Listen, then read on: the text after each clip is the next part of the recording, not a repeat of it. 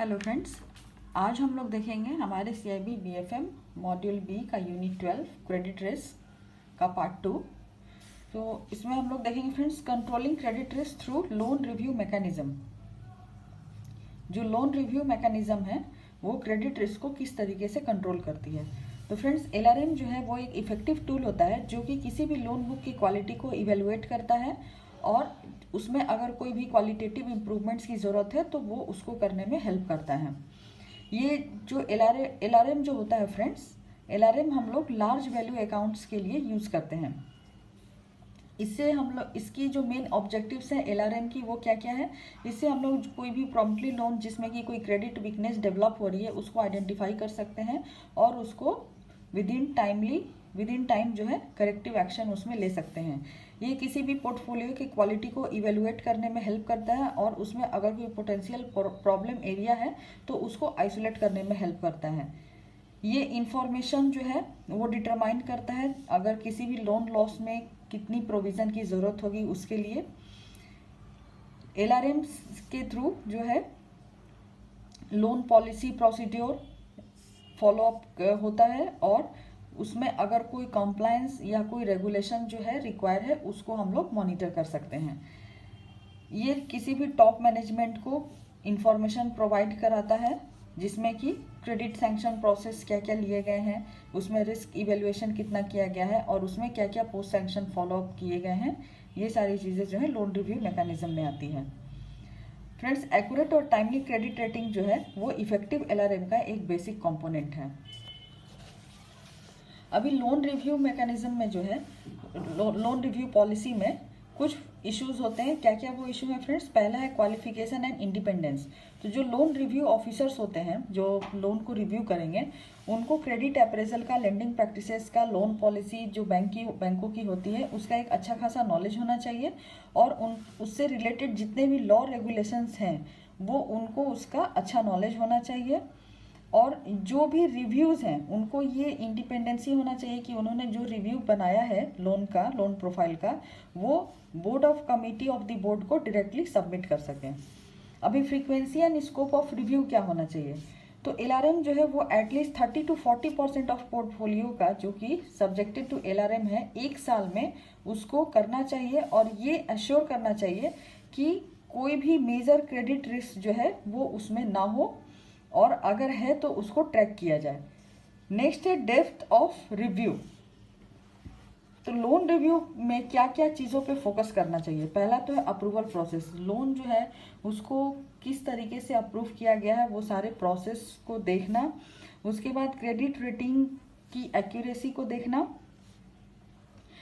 उसमें ये देखना कि लोन के जितने भी पॉलिसी और प्रोसीड्योर्स हैं वो सारे जो हैं वो फॉलो किए गए हैं कि नहीं किए गए हैं और जितने भी लोन कोविनेंट्स हैं उनके सारे का कंप्लायंस किया गया है कि नहीं किया गया है।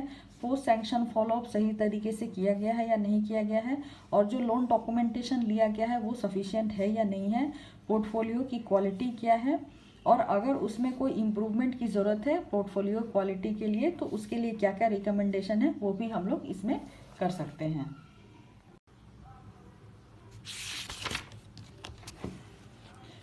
नेक्स्ट है friends review on small value retail loan accounts. Normally small value जो रिटेल लोन अकाउंट्स होते हैं वहाँ पे रिव्यू की ज़रूरत नहीं होती है, लेकिन कुछ एक्सेप्शनल बेसिस पे अगर कोई केस है जहाँ पे कि हम लोगों को अर्ली वार्निंग मिल रहा है कि ये डिफॉल्ट कर सकती है तो इस तरीके के केसेस में हम लोग रिव्यू करते हैं ताकि हम उसको समय रहते उसका कुछ रेमेडियल एक्शन जो है वो ले सकें।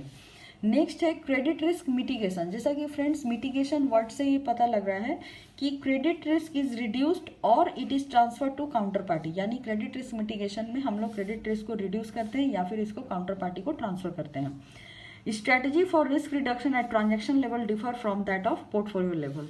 और जो रिस्क रिडक्शन की जो स्ट्रेटजी होती है वो ट्रांजेक्शन लेवल और पोर्टफोलियो लेवल दोनों के लिए अलग अलग होती है। ट्रांजेक्शन लेवल पे पहले जो ट्रेडिशनल टेक्निक्स होते थे इसमें हम लोग या तो कोलेट्रल लेते थे लोन में या फिर कैश या कोई सिक्योरिटीज या फिर कोई थर्ड पार्टी का गारंटी लेकर के हम लोग इसको सिक्योर कर सकते हैं। रिसेंटली जो नई टेक्निक्स आई है फ्रेंड्स उसमें हम लोग क्रेडिट डेरिवेटिव्स भी बाई करते हैं जिससे हम लोग किसी भी क्रेडिट रिस्क को ट्रांजेक्शन लेवल पे मिटिगेट कर सकते हैं। पोर्टफोलियो लेवल पे इसको मिटिगेट करने के लिए हम लोग एसेट सिक्योरिटाइजेशन या क्रेडिट डेरिवेटिव्स जो है उसको यूज करते हैं, ताकि पोर्टफोलियो लेवल पे जो है रिस्क को मिटिगेट किया जा सके। नेक्स्ट है सिक्योरिटाइजेशन। सिक्योरिटाइजेशन में फ्रेंड्स, सिक्योरिटाइजेशन एक ऐसे ट्रांजेक्शन को कहते हैं जहाँ पे कि जो कैश फ्लो जनरेट होती है फिनेंशियल सिक्योरिटीज के अगेंस्ट में, उस ट्रांजेक्शन को हम लोग सिक्योरिटाइजेशन कहते हैं। सिक्योरिटाइजेशन को आप ऐसे समझिए फ्रेंड्स कि जैसे मान लीजिए बैंक जो है वो कई सारे बोरोवर्स को लोन देती है, तो बोरोवर्स क्या करते हैं कि उन लोन के बदले में बैंकों को कुछ सिक्योरिटी देते हैं। तो जो भी सिक्योरिटीज बेस्ड लोन होते हैं तो उनमें बैंक जो सिक्योरिटी लेती है वो सिक्योरिटी बैंकों के लिए इनलिक्विड फॉर्म्स में होते हैं, तो बैंक उससे कोई भी जो है इनकम जनरेट जो है नहीं कर पाती है, वो उसका कोई यूटिलाइजेशन नहीं कर पाती है।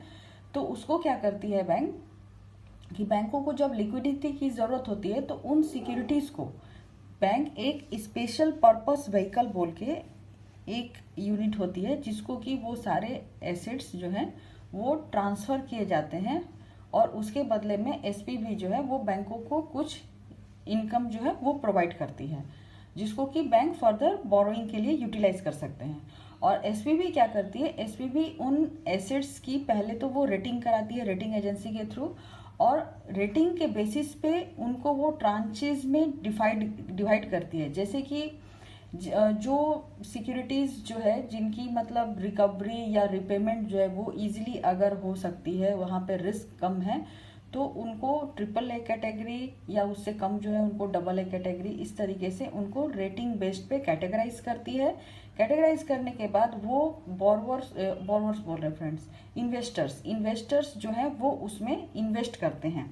तो इन्वेस्ट करते वक्त क्या होता है कि जो हायर रिस्क बेस्ड जो एसेट होती है वहाँ पे उनको रेट ऑफ इंटरेस्ट ज़्यादा मिलता है। बेसिकली जहाँ पे रिस्क ज़्यादा है वहाँ पे आपको इंटरेस्ट ज़्यादा मिलेगा, और जहाँ पे रिस्क कम है वहाँ पे आपको इंटरेस्ट कम मिलेगा। तो जैसे कोई ट्रिपल ए रेटेड सिक्योरिटीज़ है तो वहाँ पे आपको इंटरेस्ट कम मिलेगी, और अगर ए रेटेड सिक्योरिटी है तो वहाँ पे आपको इंटरेस्ट ज़्यादा मिलेगी। तो अभी इसमें क्या होता है कि बीच में किसको क्या फ़ायदा हो रहा है, इसमें फ़ायदा ये होता है फ्रेंड्स कि जैसे जो एसपीवी है वो इन्वेस्टर्स को वो सिक्योरिटीज प्रोवाइड कर रही है मान लीजिए 6% पे, लेकिन बैंकों से जो है वो उसको ले रही है 8% पे, और बैंक जो है वो बोरोवर से उसको ले रही है 11% पे। यानी कि बोरोवर बैंक को 11% पे कर रहा है, बैंक एसपीवी को 8% पे कर रहा है, और एसपीवी इन्वेस्टर्स को 6% पे कर रहा है। तो जो एक्सेस अमाउंट होता है वो उनका इनकम होता है, वो उनके असेसमेंट के बेसिस पे वो रेट ऑफ इंटरेस्ट जो है वो डिसाइड करते हैं। तो ये जो स्पेशल पर्पस व्हीकल जो है ये मेनली इसी का काम करता है। यहाँ पे देखिए एक ओरिजिनेटिंग बैंक दे रहा है फ्रेंड्स। ओरिजिनेटिंग बैंक जो होता है ये वही बैंक है जो कि एसेट ओरिजिनेट करता है, और ये जो है एसपीवी को इसका ओनरशिप ट्रांसफर करता है। अब एसपीवी क्या करती है कि इसको मार्केट में एज अ मार्केटेबल सिक्योरिटीज वो इशू करती है, जिसमें कि इन्वेस्टर्स जो है इन्वेस्ट कर सकते हैं। ये इन्वेस्टर्स जो है वो इन्वेस्ट करते हैं। एक होता है पीटीसी। पीटीसी का मतलब होता है पास थ्रू सर्टिफिकेट। इसमें क्या होता है फ्रेंड्स कि जो पे आउट होता है वो प्रोराटा बेसिस पे होता है। जैसे कि अगर बोरोवर जो है वो जो पेमेंट बैंक को कर रहा है तो उसमें 3 चीज़ें इंक्लूड होती हैं। पहला तो हो गया इंटरेस्ट, दूसरा हो गया प्रिंसिपल, और दूसरा हो गया प्री पेमेंट पे आउट। मतलब अगर कोई लोन को प्री क्लोजर कर रहा है तो जो भी अमाउंट लोन में रिसीव हो रही है वो टोटल अमाउंट, और जितना रिसीव होगा बैंकों को वो उसी बेसिस पे जो है इन्वेस्टर्स में डिवाइड किया जाएगा, उनको पे आउट दिया जाएगा। दूसरा होता है पीटीएस यानी पे थ्रू सिक्योरिटीज। पे थ्रू सिक्योरिटीज में क्या होता है कि जो इन्वेस्टर्स होते हैं उनको एक फिक्स्ड पे आउट जो है वो पे किया जाता है। भले ही बैंकों को अगर उससे ज़्यादा रिसीव हो रहा है तो वो उसको एक जगह जो एक्सेस अमाउंट है वो स्टोर करके रखेगी, और जब लेस अमाउंट उसको रिसीव होगा तो उसने जो स्टोर किया हुआ अमाउंट है उस अमाउंट से वो जो इन्वेस्टर्स हैं उनको पे आउट करेगी, जो भी लेस अमाउंट उनको रिसीव हो रहा है। लेकिन इन्वेस्टर्स को हमेशा जो है फिक्स्ड पे आउट ही रिसीव होगा। फिर होता है एक स्ट्रिप्ड सिक्योरिटी। स्ट्रिप्ड सिक्योरिटीज का मतलब होता है फ्रेंड्स, इसको 2 पार्ट में डिवाइड किया गया है। पहला है प्रिंसिपल ओनली और दूसरा है इंटरेस्ट ओनली। यानी कि अगर प्रिंसिपल ओनली में किसी इन्वेस्टर्स ने इन्वेस्ट किया है तो जो भी अमाउंट प्रिंसिपल में रिसीव होगा वो उनको पेमेंट किया जाएगा। और इंटरेस्ट ओनली में जो अमाउंट इंटरेस्ट बेसिस पे बोरोवर पे करेगा वही चीज़ उनको इन्वेस्टर्स को पेमेंट किया जाएगा।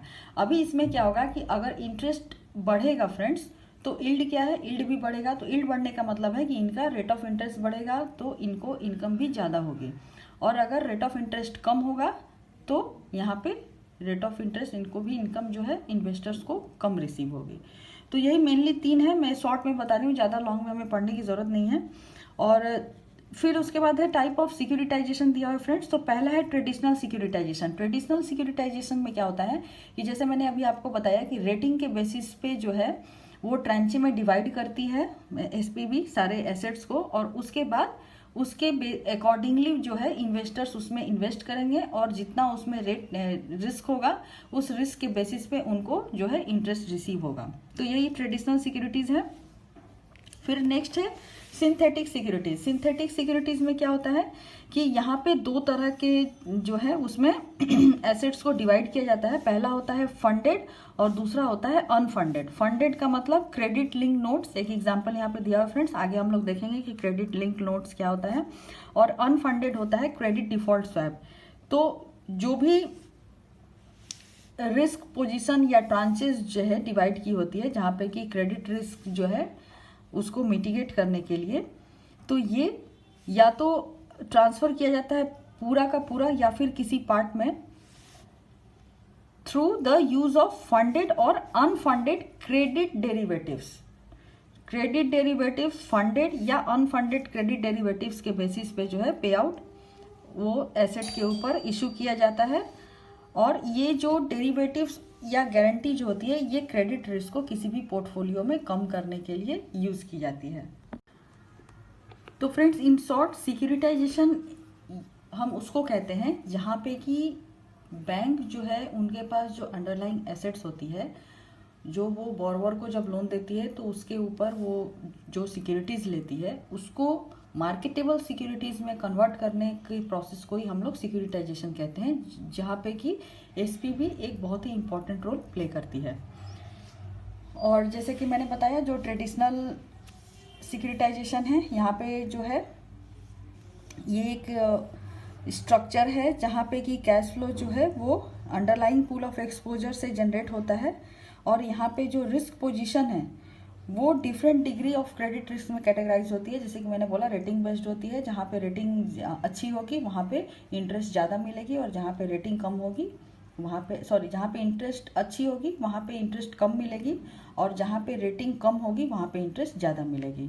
ठीक वैसे ही आपका जो सिंथेटिक सिक्योरिटाइजेशन है ये भी एक तरह का स्ट्रक्चर है जहाँ पे कि एटलीस्ट 2 स्ट्रेटिफाइड रिस्क पोजीशन या ट्रांचेज लिए जाते हैं, जहाँ पे कि क्रेडिट रिस्क जो है वो रिफ्लेक्ट करती है अंडरलाइंग पूल ऑफ एक्सपोजर में, और वो क्रेडिट रिस्क को ट्रांसफर किया जाता है इन होल या in part through use of funded और अनफंडेड क्रेडिट डेरिवेटिव्स और गारंटी।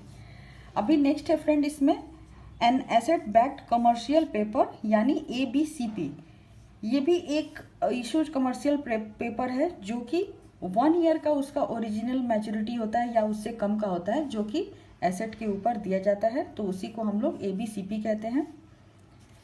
फिर है clean up call. Clean up call होता है that permits the securitization exposure to be called before all of the underlying exposure और securitization exposure has been repaid. जो भी securitisation exposure जो है उसको रीपे होने के पहले उसको कॉल किया जा सकता है, इसको हम लोग क्लीन अप कॉल कहते हैं। Generally accomplished by repurchasing the remaining securitization exposure once the pool balance और outstanding securities have fallen below the some specified level. यहाँ पे एक स्पेसिफाइड लेवल होता है फ्रेंड्स, तो वहाँ पे क्या होता है कि अगर उस लेवल से कम होने लगता है उसका प्राइस, तो उसको वहाँ पे रीपर्चेज किया जा सकता है जो भी रिमेनिंग सिक्योरिटीज वहाँ पे बचा हुआ है। और क्रेडिट इन्हांसमेंट, अभी एक यहाँ पे पार्ट आता है फ्रेंड्स क्रेडिट इन्हांसमेंट का। तो क्रेडिट इन्हांसमेंट जो होता है एक कॉन्ट्रैक्चुअल अरेंजमेंट होता है जहाँ पे कि बैंक जो है वो रिटेन कर सकती है या एज्यूम कर सकती है एक सिक्योरिटाइजेशन एक्सपोजर को, और उसमें अपना जो है वो प्रोटेक्शन ऐड कर सकती है किसी भी पार्टी के लिए। यानी कि जो पूल ऑफ एसेट जो होता है, जो बैंक लोन देने के बाद जो एसेट लेती है, जो बहुत सारे एसेट उसके पास जमा हो जाते हैं फ्रेंड्स, तो उसको हम लोग पूल ऑफ एसेट्स कहते हैं। तो उसमें क्या होता है कि जो बैंक होती है वो कुछ पार्ट ही जो है वो एसपीवी को ट्रांसफर करती है और कुछ पार्ट जो है अपने पास रखती है, तो उसी को हम लोग क्रेडिट इन्हेंसमेंट कहते हैं। तो वहाँ पे क्या होता है कि कुछ रिस्क जो है बैंक खुद भी बेयर कर सकती है। तो और इससे क्या होता है कि जो इन्वेस्टर्स होते हैं उनको एक एडेड प्रोटेक्शन जो है वो मिलता है। फ्रेंड्स, सिक्योरिटाइजेशन में जो नेक्स्ट है हमारा वो है कोलैटरलाइज्ड लोन ऑब्लिगेशंस। तो कोलैटरलाइज्ड लोन ऑब्लिगेशंस क्या है? ये एक सिक्योरिटाइज्ड पूल है कमर्शियल लोन्स का। सीएलओ जो है वो बैंकों को ये ऑफर करती है, या बैंकों के लिए ये एक अपॉर्चुनिटी होती है जहाँ पे कि बैंक अपने एसेट्स को बैलेंस शीट से रिमूव करके और उनकी उस पर जो क्रेडिट रिस्क होता है उसको सिक्योरिटाइजेशंस के थ्रू उनको ट्रेडेबल सिक्योरिटी में कन्वर्ट करती है। और इससे क्या होता है कि उसको जो रेगुलेटरी कैपिटल है वो एक तरह से उसको फ्री करती है ताकि वो उसको आगे जाके यूज कर सके। सीएलओ जो है एसपीवी में रिसाइड करता है, which in turns issues several level of debt such as senior, mezzanine and subordinated tranches. इसमें क्या होता है फ्रेंड्स कि जो डेट जो स्पेशल पर्पस व्हीकल को जो ट्रांसफर किए जाते हैं एसेट्स, उसको वो जब इन्वेस्टर्स को इशू करती है तो वहाँ पे वो तीन ट्रांचेज में वो डिवाइड होती है, जिसमें पहला होता है सीनियर ट्रांचेज में जो पूल ऑफ एसेट्स डिवाइड होंगे उनकी जो रेटिंग होगी वो काफ़ी अच्छी होगी। मेजनाइन में जो है उनकी रेटिंग जो है वो लो होगी लेकिन यील्ड जो है वहाँ पे हाई होगी। और सबऑर्डिनेटेड ट्रांचेज में जो आएंगी उसमें वो अनरेटेड एसेट्स होंगी और उन पे जो है बहुत ज़्यादा हाई यील्ड उनको मिलेगा। तो इस तरीके से जो डेट है वो तीन ट्रांचेज में डिवाइड किया गया था। The cash flow generated from the collateral are dedicated to paying each debt tranches in order of seniority. और इस तरीके से जो भी कोलेट्रल से जो कैश फ्लो जनरेट होगा वो इन सभी ट्रांचेज में इक्वली डिवाइड होगा, लेकिन वो सीनियरिटी बेसिस पे डिवाइड होगा। Collaterals are dedicated to paying each debt tranches in order of seniority basis पे उसमें जो है कैश फ्लो वो डिवाइड होगा। नेक्स्ट है CLO differ from credit linked note, यानी सीएलएन और सीएलओ में क्या क्या डिफरेंस है। तो सीएलओ जो है वो पूल ऑफ क्रेडिट को डिनोट करती है, जबकि क्रेडिट लिंक जो है वो किसी सिंगल क्रेडिट को डिनोट करती है। सीएलओ में जो है transfer of ownership of underlying assets जो है वो प्रोवाइड होता है, लेकिन क्रेडिट लिंक नोट में ऐसा कोई भी ट्रांसफर है जो है वो बैंक नहीं कर सकती है। सीएलओ जो है हायर क्रेडिट रेटिंग इंजॉय करती है, जबकि सीएलएन में ये रेटिंग जो है वो एक इश्यूअर लेवल के लिए कैपिंग की हुई रहती है। ट्रांसफर क्रेडिट रिस्क और market risk between the originator and the SPV issuer. तो नॉर्मली जो क्रेडिट डेरिवेटिव्स होता है फ्रेंड्स उनका क्या काम होता है, ये क्रेडिट रिस्क या मार्केट रिस्क को ओरिजिनेटर और एसपीवी इश्यूअर के बीच में उसको ट्रांसफर करता है। ठीक उसी तरह कोलेटरलाइज्ड बॉन्ड ऑब्लिगेशन जो है, जैसे सीएलओ था वो कमर्शियल लोन्स के पूल्स को हम लोग सीएलओ कहते हैं, ठीक उसी तरह सीबीओ को हम लोग सिक्योरिटाइज पूल ऑफ बॉन्ड्स कहते हैं। अभी हम लोग देखेंगे फ्रेंड्स क्रेडिट डेरिवेटिव्स। तो क्रेडिट डेरिवेटिव्स क्या है? तो क्रेडिट डेरिवेटिव्स जो है वो एक तरह का टूल है जो कि किसी भी क्रेडिट पोर्टफोलियो में जो है रिस्क को मैनेज करने में हेल्प करता है without affecting the portfolio size और customer needs. It also helps managing portfolio characteristic of risk and return and prudential capital requirement, यानी कि कितने रिस्क पे क्या रिटर्न होगा उसको भी मैनेज करने में ये हेल्प करता है। और अगर प्रूडेंशियल कैपिटल रिक्वायरमेंट की भी अगर ज़रूरत है तो इसके थ्रू हम लोग उसको भी पूरा कर सकते हैं। तो क्रेडिट डेरिवेटिव्स की डिफिनेशन फ्रेंड्स, ये क्रेडिट डेरिवेटिव्स जो है ये एक over the counter bilateral contract होता है। ये कॉन्ट्रैक्ट किसके किसके बीच में होता है? ये इसमें दो या दो से अधिक काउंटर पार्टीज होंगे जो कि रिस्क को ट्रांसफर करेंगे। और ये ट्रांसफर किस तरीके से हो सकता है? ये क्रेडिट एसेट के रूप में हो सकता है या क्रेडिट पोर्टफोलियो के रूप में हो सकता है, without necessarily transferring the underlying asset from the book of the originator. लेकिन इसमें जो ओरिजिनेटर है उसके बुक में से अंडरलाइंग एसेट्स जो है उसको ट्रांसफर करने की जरूरत नहीं होती है। इसी वजह से इसको हम लोग of balance sheet financial instruments भी कहते हैं। तो जो मैकेनिज्म है क्रेडिट डेरिवेटिव्स का वो कैसे काम करता है फ्रेंड्स, इसमें मेनली जो है दो पार्टी होते हैं। एक होता है प्रोटेक्शन बायर, जिसको कि हम लोग ओरिजिनेटर ऑफ क्रेडिट एसेट बोल सकते हैं, जो कि प्रोटेक्शन सेलर के साथ एक एग्रीमेंट करता है जहाँ पे प्रोटेक्शन बायर जो है वो क्रेडिट रिस्क को एक नोशनल वैल्यू या एक रेफरेंस ऑब्लिगेशन तक जो है वो प्रोटेक्शन सेलर को ट्रांसफ़र करता है। और प्रोटेक्शन सेलर क्या है, वो एक रेगुलर प्रीमियम जो है वो उसको पे करता है। There is a settlement between them whereby the PS compensate the PB। वहाँ उनके बीच सेटलमेंट होता है जहाँ पे कि अगर कोई, यहाँ पे देखिए friends, in the instance of a credit event, अगर कोई क्रेडिट इवेंट जो है अगर होती है, क्रेडिट इवेंट का मतलब है delinquencies, default, foreclosure, prepayment as agreed upon in the contract. तो अगर कोई क्रेडिट इवेंट जो है वो अराइज होती है तो इन दैट केस उनके बीच सेटलमेंट होगा और जो प्रोटेक्शन सेलर जो है वो प्रोटेक्शन बायर को जो भी लॉस इनकर्ड हुआ है वो उसको कॉम्पनसेट करेगा। ये सेटलमेंट जो है ये दो तरह से हो सकता है, फिजिकल सेटलमेंट भी हो सकता है और कैश सेटलमेंट भी हो सकता है। Under a physical settlement protection buyer जो होता है उसमें जो भी रेफरेंस एसेट लिया होता है वो उसको प्रोटेक्शन सेलर को जो है वो डिलीवर करता है और प्रोटेक्शन सेलर जो है इसके रिटर्न में प्रोटेक्शन बायर को जो भी एक्रूड इंटरेस्ट और उसका जो भी रेफरेंस एसेट का जो वैल्यू है वो उसको पे करता है। कैश सेटलमेंट में क्या होता है कि प्रोटेक्शन सेलर जो है जो भी लॉस सफ़र हुआ है प्रोटेक्शन बायर को, लॉस सफर्ड मतलब difference between the par value plus accrued interest and the market value of the defaulted reference obligation. तो ये टोटल वैल्यू जो है प्रोटेक्शन सेलर वो प्रोटेक्शन बायर को पे करता है अगर कोई भी क्रेडिट इवेंट ऑकर हुआ है तो। Credit derivative generally over the counter instrument है फ्रेंड्स, और इसमें कोई भी डिस्प्यूट एराइज ना हो इसके लिए ISDA यानी international swap and derivative associations ने एक स्टैंडर्डाइज्ड फॉर्मेट ऑफ डॉक्यूमेंटेशन बना रखा है जिसमें कि क्रेडिट इवेंट्स को 6 तरह के इवेंट्स में जो है वो नाम दिया गया है।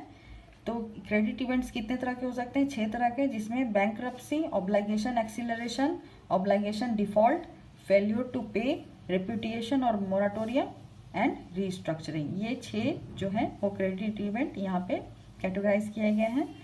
तो क्रेडिट डेरिवेटिव्स जो है फ्रेंड्स वो बहुत तरह के हो सकते हैं। जो वाइडली यूज्ड क्रेडिट डेरिवेटिव्स हैं मार्केट में वो हैं credit default swap, total return swap, credit link notes and credit spread operation. ये सब हम लोग 1 बाय 1 करके देखेंगे आगे। तो अभी जो है कोई भी रीज़न क्या है क्रेडिट डेरिवेटिव्स को लेने का, तो यहाँ पे प्रोटेक्शन बायर को क्या क्या फ़ायदे हैं। तो प्रोटेक्शन बायर जो है वो क्रेडिट रिस्क को ट्रांसफ़र करता है without transferring the credit asset. यहाँ पे क्रेडिट रिस्क को हेज करने का भी ये एक तरह का टूल है। उनको जो भी रेगुलेटरी कैपिटल रिक्वायर्ड है जो उनके क्रेडिट एसेट से उनको नहीं जनरेट हो रहा होता है वो उससे उसको कैपिटल जो है वो उनको मिलता है और इसको वो लोग अपने बिजनेस पर्पस के लिए यूटिलाइज कर सकते हैं। और इससे पोर्टफोलियो मैनेजमेंट को भी अच्छा किया जा सकता है by reducing concentration in market, क्योंकि डाइवर्सिफिकेशन के थ्रू आप जो है रिस्क को इसमें कम करते हैं। फिर है motives for protection seller. Protection seller को क्या क्या इसमें फ़ायदे हैं, तो उनको यील्ड इन्हांसमेंट होता है, स्पेकुलेशन पर्पस के लिए वो इसको यूटिलाइज कर सकते हैं, आर्बिट्रेज कर सकते हैं क्रेडिट डेरिवेटिव्स इंस्ट्रूमेंट्स के, और क्रेडिट रिस्क को डाइवर्सिफाई कर सकते हैं। क्रेडिट डेरिवेटिव्स जो है फ्रेंड्स वो हेजिंग के अलावा स्पेकुलेटिव पर्पस के लिए भी जो है प्रोटेक्शन सेलर यूज़ कर सकते हैं। अभी फ्रेंड्स हम लोग टाइप्स ऑफ क्रेडिट डेरिवेटिव्स देखेंगे। तो यहाँ पे पहला जो क्रेडिट डेरिवेटिव्स है वो credit default swap.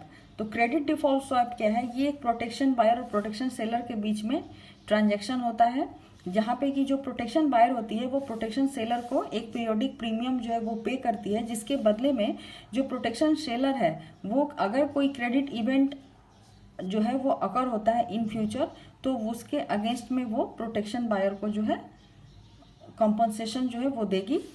Credit events are ISDA defined credit events and include 6 events. ये में हमने पहले भी देखा फ्रेंड्स, क्रेडिट इवेंट्स जो है ISDA ने 6 तरह के जो है वो डिफाइन किए हैं। पहला है bankruptcy, obligation acceleration, obligation default, failure to pay, repudiation, moratorium and restructuring. Reference obligation can include debt securities and loans to entities such as corporation, bank and sovereign.